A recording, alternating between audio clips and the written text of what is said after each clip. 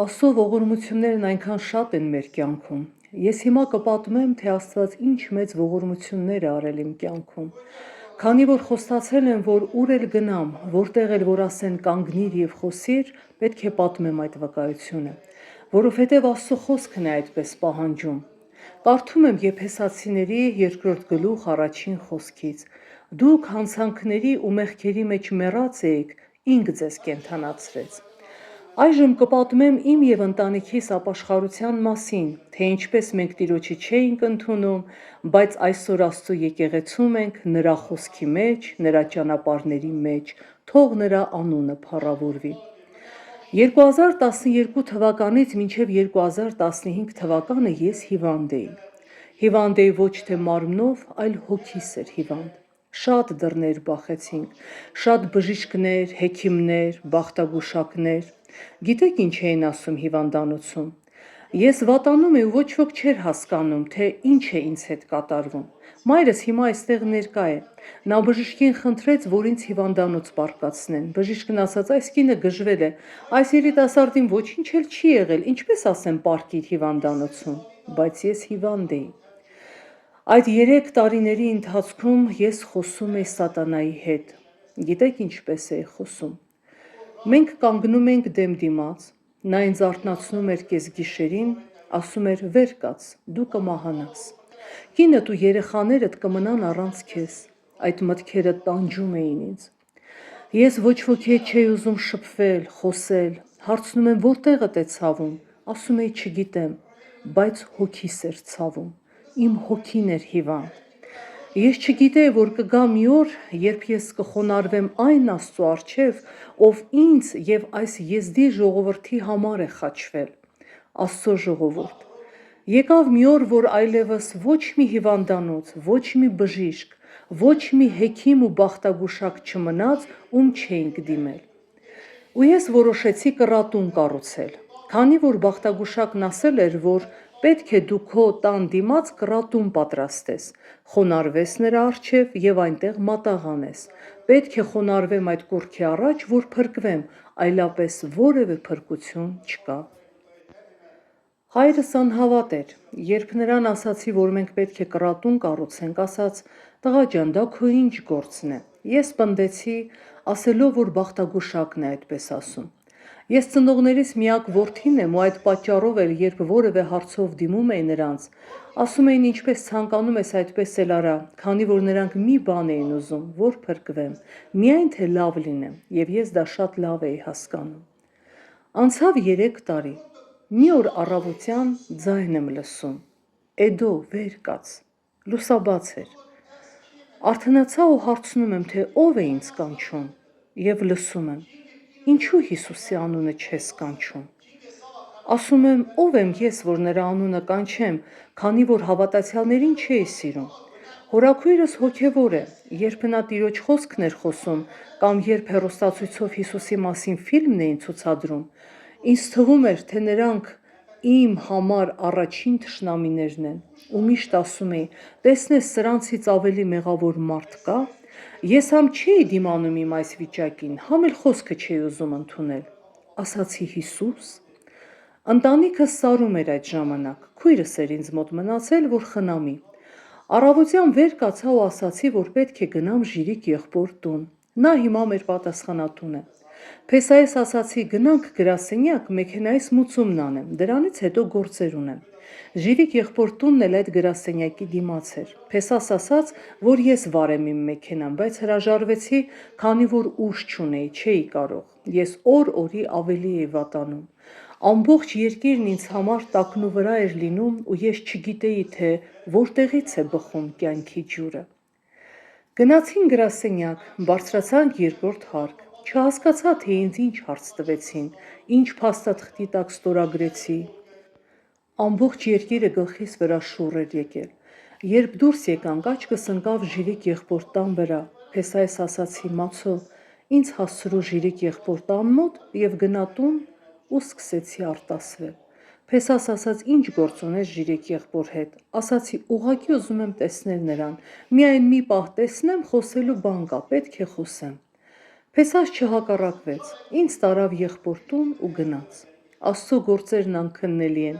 Այդ օրը Ժիրիկ եղբայրը գնացել էր խոտ կապելու ու պետք է ժամը 12-ին տուն գար, բայց չգիտես ինչու առավոտյան ժամը 10-ին էր վերադարձել։ Այն գործը, որն Աստված է անում, ոչ ոք չի կարող անել։ Ես թակեցի տան դուռը, հետո բացեցի ու ձայն տվեցի։ Նա նկուղում էր ու այնտեղից առանց ինձ տեսնելու ասաց. «Ես գիտեի, որ դու կգաս»։ Կրակ թափվեց ինձ վրա։ Արցունքներս այնպես էին հոսում, ես չէի կարողանում հանդարտվել, առանց ամաչելու երեխայի պես լաց էի լինում։ Հարցնում է ինչ է պատահել, ասում եմ ինձ փրկիր, ասաց գիտես քեզ ով կարող է փրկել, միայն Հիսուս Քրիստոսը, նա քեզ կփրկի։ Դու գիտես, որ Տերը քեզ որպես եղբայր է մեզ տվել, պետք է պահես այս հավատքը և նա քեզ կփրկի։ Ես նրանց դռան մոտ ծնկի եկա, նրա ընտանիքը նույնպես ներկա էր, ամոթս կորցրել ու երեխայի պես լաց էի լինում։ Եղբայրն ավետարանը բերեց, մի տեղ կարդաց, անգամ չհասկացա, թե ինչ է ասում, ու աղոթք արեց։ Այնպիսի աղոթք, որ ոտքից գլուխ դողացի, այնպիսի կրակ իջավ, որ չէի հասկանում, թե ինչ կրակ է։ Հիմա լաց եմ լինում, իսկ նա չի կարողանում ինձ հանգստացնել, քանի որ Սուրբ Հոգին էր իջել ինձ վրա։ Սրտանց լաց եղա ու հարցրեցի. «Թույլ կտաս գամ եկեղեցի»։ Ասաց. «Ես ով եմ, որ չթողնեմ։ Այդ դու պետք է ցանկանաս գալ, եկեղեցու դռները բաց են բոլորի առաջ»։ Հարցրեցի, թե երբ է պաշտամունքի օրը։ Ասաց. «Այսօր ուրբաթ է, չես կարող գալ, իսկ չորեքշաբթի կարող ես»։ Տուն վերադարձա, ամբողջ ճանապարհին լաց էի լինում։ Ինձ թվում էր, թե 4 կողմս պատեր են։ Լաց լինելով գնացի տուն, հասա դռան մոտ, քույրս տեսնելով ինձ ձեռքերը տարածեց ու ասաց. «Էս ինչ է պատահել, Էդո, քեզ նորից լավ չես զգում»։ Ասացի. «Արի տուն գնանք ու աղոթք անենք»։ Ես կյանքում աղոթք չէի արել, երբ ծնկի իջա, չգիտեմ մի ժամ, 2, թե 3 ժամ էինք աղոթել, ես ջրի մեջ կորել էի, իսկ արցունքներս առվակի պես թափվում էին։ Հետո վեր կացա ու քույրս հարցրեց. «Ուր ես գնացել, որ այս վիճակում ես հայտնվել»։ Ասացի. «Գիտես, գնացել եմ Ժիրիկ եղբոր տուն, ինձ համար աղոթել է ու ասել, որ կփրկվեմ»։ Քույրս ասաց. «Ինչ գործ ունես նրանց հետ»։ Ես պնդեցի. «Ոչ քույրս, մեռնել կա, բայց հետդարձի ճանապարհ չկա»։ Ես այդպես էլ խնդրել էի. «Տեր, որ օրը, եթե ես երես կթեքեմ քեզանից, այդ օրը ինձ վերցրու երկրի երեսից»։ Երեկոյան պառկեցի քնելու, մտա անկողին ու սկսեցի դողալ, ձայնս կտրվեց։ Տեսա, որ ինչ-որ մեկն այն կողմից պտտվեց, մոտենում եմ աղջակալիս ու շատ բարկացած է։ Նա շատ բարձրահասակ էր։ Հասկացա, որ եթե ինձ այդ զորությունով հարվածի, ապա տեղում կմահանամ։ Ես այդ ամենը տեսնում էի իմ աչքերով ու զարմանում էի, չէ՞ որ պատուհանն ինքս եմ փակել, որտեղից ներս մտավ։ Պտտվեց, եկավ ոտքերիս մոտ կանգնեց։ Ես կծկվեցի, մտածելով, որ եթե հարվածի, գոնե ստամոքսից չխփի, քանի որ ցավեր ունեի, կարծես կրակ այրվեր ներսում։ Բժիշկներն ասել էին, որ 4 հատ խոց ունեմ, պետք է զգույշ լինեմ, մինչև որ վիրահատվեմ, բայց սա ուրիշ կրակ էր։ Երբ ես կծկվեցի, տեսա, որ մեկը դուռը բացեց, երկար մազերով, երկար շորերով մինչև գետին, միայն ոտքի թաթերն էին երևում։ Նա ներս մտավ, ձեռքերով բռնեց այն մեկին, ով ուզում էր ինձ սպանել և ետ տարավ։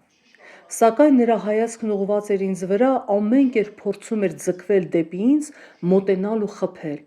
Ես միայն ապշած նայում էի ու զգացի, որ անգամ վախից շունչս եմ պահել։ Նա իրեն պատեպատ էր տալիս, իսկ երկար մազերովն ու երկար զգեստովը ձեռքերը դրեց նրա կրծքավանդակին ու տարավ դուրս։ Երբ տանից դուրս հանեց, ես սկսեցի բղավել։ Քույրս եկավ, խնդրեցի, որ ինձ դեղ ու ջուր տա, հարցրեց, թե ինչ է պատահել, ասացի չգիտեմ, բայց ամբողջությամբ կորել էի ջրի մեջ և փայտացել էի։ Նա ինձ դեղ տվեց ու ես քնեցի։ Գիշերը երազ տեսա, երազում ճանապարհ եմ գնում։ Ճանապարհին այնքան ժողովուրդ կար, շատերը փշերի մեջ, շատերը չորացած խոտերի մեջ, իսկ մյուս կողմում կանաչ փայտեր կային, բայց այնտեղ շատ քիչ մարդիկ կային։ Տեսա, որ Հիսուսն է գնում այդ ճանապարհով։ Ասացի Հիսուսն է, հասնեմ նրան, գոնե մի խոսք ասեմ։ Ես արդեն պատկերացնում էի, թե նա ինչպիսին է, ձայն տվեցի. «Հիսուս, իմ Տեր, Հիսուս», չշրջվեց։ Ես երկրորդ անգամ ձայն տվեցի, շրջվեց եւ հարցրեց. «Ինչ ես ուզում»։ Իսկ մինչ այդ մեկն էլ էր նրանից ինչ-որ բան խնդրում։ Հիսուսը հարցրեց. «Ինչ ես ուզում ինձանից»։ Ասացի. «Ուզում եմ, որ իմ անունը գրես կյանքի գրքում»։ Ասաց. «Մի՞թե նոր եմ գրել այն կյանքի գրքում»։ Արթնացա։ Շատ վատ վիճակում էի, շատ վատ։ Չէի հասկանում, թե ինչ երազ էր, ինչ տեսա, ինչ էր նշանակում, չհասկացա։ Դրանից հետո գնացի Սար ու երբ վերադարձա, գնացի Ժիրիկ եղբոր մոտ, առաջին անգամ գնացի եկեղեցի։ Երբ մտա, ոտքից գլուխ դողացի, հասկացա, որ ամենավերջին մեղավոր մարդը ես էի այնտեղ։ Երբ տեսա Աստծո ժողովրդին, թե ինչպես էին հագնված, բոլորն իմ աչքին հրեշտակի նման էին։ Ես չէի ցանկանում ինչ-որ մեկին կպնել ու գնացի առանձին նստեցի։ Ժիրիկ եղբայրը կանչեց, ասաց. «Արի կողքս նստիր»։ Ասացի. «Չեմ գա, ես մեղավոր մարդ եմ»։ Նա նորից կանչեց ինձ։ Երբ սկսեցին երգել,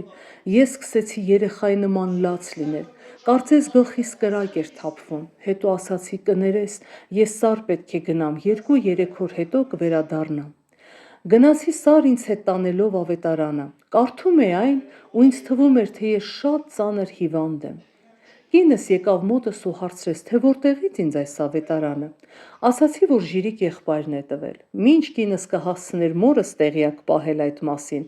ես ինքս զանգեցի ու ասացի. «Մամ, գիտես ես հավատացյալ եմ դարձել»։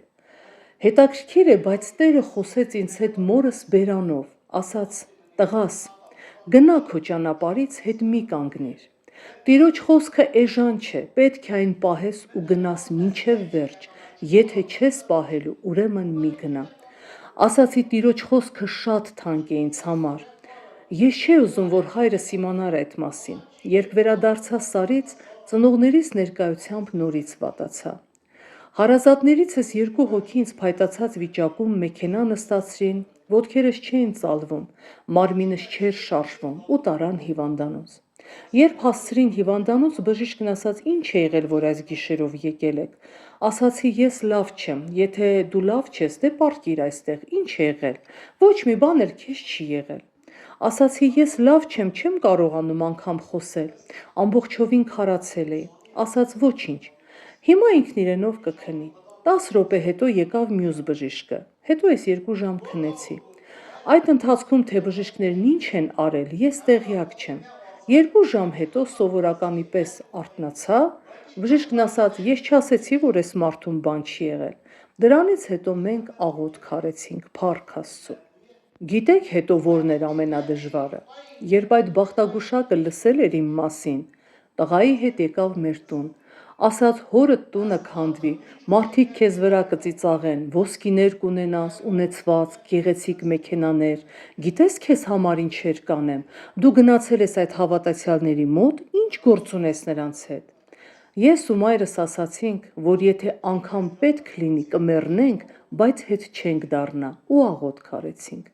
Բռնեցինք Տիրոջ ճանապարհը, թեև մինչ այդ նրան չէինք հավատում, բայց մինչև օրս եկեղեցում, նրա խոսքի, նրա ճանապարհի մեջ ենք, թող Տիրոջ անունը փառավորվի։ Հետո եկավ կռատունը քանդելու ժամանակը։ Ես էի այն կառուցել, իսկ հիմա եկել էր հորս հետ խոսելու ժամանակը, որպեսզի քանդենք այն։ Գիտեք, մեր ազգի հետ շատ դժվար է, պետք է կարողանաս լեզու գտնել։ Ասացի. «Պապ, պետք է քանդենք այդ կռատունը»։ Ասաց. «Գժվել ես, հերիք չէ գնում ես այդ ճանապարհով, հիմա էլ կռատունն ես ուզում քանդել»։ Որովհետև մեզ ասել էին, որ Հիսուսի նկարներ ու նաև տարբեր սրբապատկերներ այնտեղ դնենք։ Հայրս հարցրեց. «Բա նկարներն ինչ ես անելու»։ Ես սկսեցի ծոմ պահել ու աղոթք անել։ Ամեն օր աղոթք էի անում։ Գիտեք ինչ էի ասում։ Ասում էի. «Տեր, ես քեզ խոսք եմ տալիս, որ օրը հայրս թույլ կտա քանդել այդ կռատունը, ես մինչև վերջ կավլեմ այն ու կթափեմ»։ Անցավ 1 տարի։ Եկա եկեղեցի, եղբայրներին խնդրեցի, որ աղոթեն այս հարցի համար։ Դա մեծ բեռ էր ինձ համար դարձել, քանի որ հոգևոր էի, իսկ այս կռատունն իմ տան մոտ է, ում վրա եմ ծիծաղում, որտեղ է իմ հավատքը։ Եղբայրներն աղոթեցին։ Մի օր հայրս գնաց Սար, գնալուց առաջ ասաց. «Դու գիտես, տղաս, Ուզում ես քանդիր այս կռատունը, ուզում ես մի քանդիր, ասաց ու գնաց Սար։ Անմիջապես զանգահարեցի եղբայրներին ու պատմեցի։ Նրանք եկան Փառք Տիրոջ անվանը, քանդեցինք կռատունը, ավլեցինք և ամբողջը թափեցինք աղբամանը, ասացի մենք ետ չենք կանգնի, անկախ նրանից այնտեղ թանկարժեք բաներ կան, թե ոչ։ Հայրս Սարից վերադարձավ ու հարցրեց, թե ինչու ենք քանդել։ Ասում եմ ախր դա քո ինչին է պետք, չէ՞ որ մենք հոգևոր ենք։ Անցան տարիներ։ Մի օր մենք Սարում աղոթք էինք անում, հայրս 63 տարի պաշտել է սատանային, և շատ դժվար է, երբ մի հավատքից անցնում ես մյուս հավատքին։ Մենք ընտանիքով աղոթում էինք, և մորս ասացի, մամ, արի մենք առանձին աղոթք անենք, քանի որ հայրս այնտեղ էր և ես նրանից մի փոքր քաշվում էի։ Աղոթքը վերջացրեցինք, մեկ էլ հայրս ասաց. գիտեք, թե ես ձեզ հետ չեմ աղոթում, ես էլ եմ ձեզ հետ աղոթք անում։ Ասացի մարմինը հողին կդառնա մի օր, բայց հոգին փափագում է իր հավիտենական տունը գնալու։ Այսօր մենք այս մարմնի համար շատ բան ենք անում, բայց ամենակարևորը հոգու փրկությունն է։ Աստծո ժողովուրդ, այսօր մենք եկել ենք ոչ թե պատերազմելու մարմնի համար, այլ այն հոգու, որը հավիտյանս հավիտենից մնայուն է։ Երանի նրան, ով մինչև վերջ կմնա այս ճանապարհի մեջ։ Դրանից հետո էլի շատ խոսակցություններ եղան այդ կռատան համար, անցան տարիներ, երեխաս հիվանդացավ, գիտեք ինչ էր լինում։ Ես աշխարհում ոչ մեկին նման բան չեմ ցանկանա, ամեն օր ասում եմ Տեր Աստված, այն ինչ դու ես մեզ համար արել, ոչ ոք չի արել, որովհետև ես իմ աչքով տեսա քո հանդերձանքն ինձ վրա և իմ մաշկի վրա եմ զգացել, թե ինչպես ինձ փրկեցիր։